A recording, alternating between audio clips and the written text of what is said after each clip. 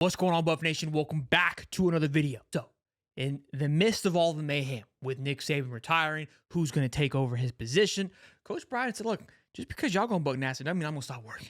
And Coach Prime is still working, ladies and gentlemen. Landed himself a nice defensive lineman, a nice addition to what a defensive line, the defensive line is really coming together. This is a fantastic addition to the staff. We're going to talk all about it, what it means. Also going to discuss somebody who left, somebody who was committed. They ended up going back home to their original school. And then, some of you may not like this, but with the shuffling of coaches around, Coach Prime's name is always going to be in the bunch. We got to talk about it. Let's get into it.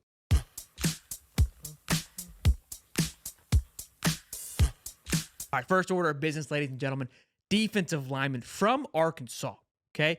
6'3", 291, Terrain Carter, I believe is how it's pronounced. Rated 87.73, three-star recruit. Again, coming from Arkansas, was committed to SMU. Coach Prime said, hey, we need you, big fella. What are we doing?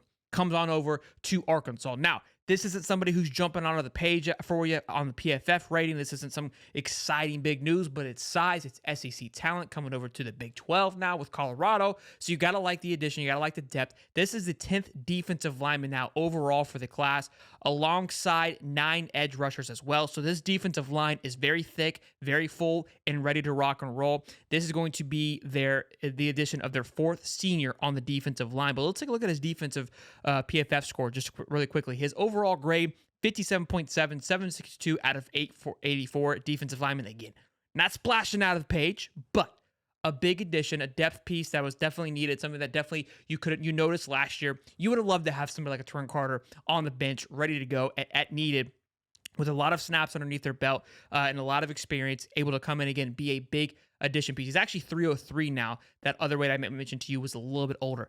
Run defensive grade, 54.4. Pass rush grade, 64.3. So more than likely, we're going to see this guy come in third down plays, provide some pass rush when needed, when the guys are gassed. I don't see this guy being an overall starter unless he makes some huge progress in the spring and is able to develop. Again, he's a redshirt senior, a lot of experience under his toes, somebody with some, playing in the SEC. You're getting a very healthy defensive line pickup here outside of who they've already gotten thus far. So this is now going to be the 79th scholarship, like we've been following along all this time, which is honestly right now some good news. With what's going on in Alabama, you would expect some people to enter into the portal. You've got some spots left open. About 4 or 5 is what we're looking at here, probably closer to 85 scholarships, what Colorado is going to be looking at here. So with this addition, and alongside DJ Lundy, linebacker out of FSU, he has now went back to FSU. After, I thought he just signed like 2 days ago.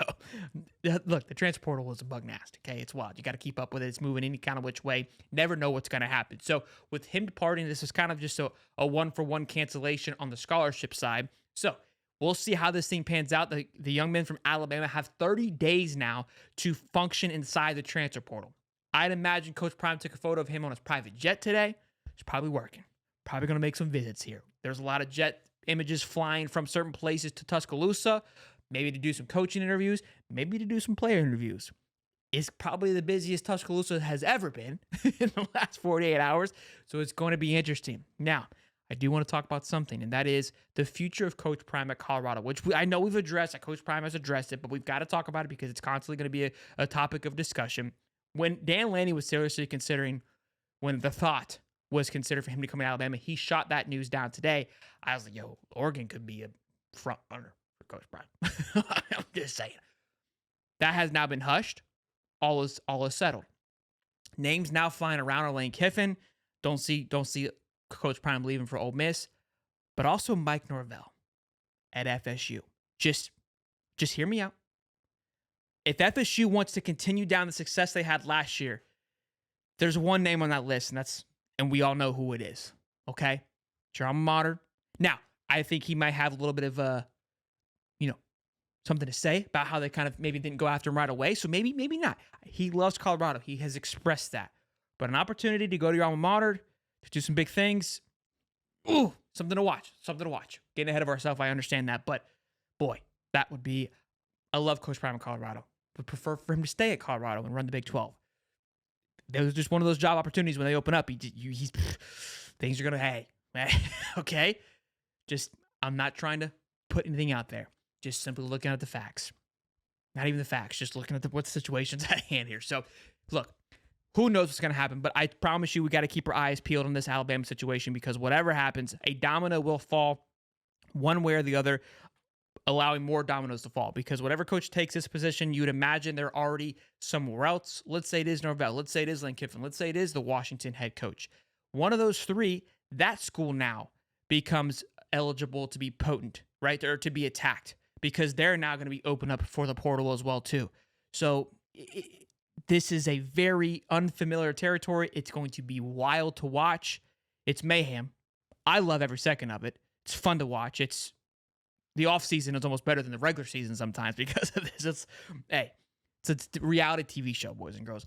Let me know in the comment section. Am I crazy for the FSU thing? If I am, let me know. Want to hear from you. Drop it down in the comments how you feel. Tell me how you feel about this new commit. And we'll see you boys in the next one. We'll see you guys in the next one. Be sure to smash the like button and subscribe. And I'll see you. Peace.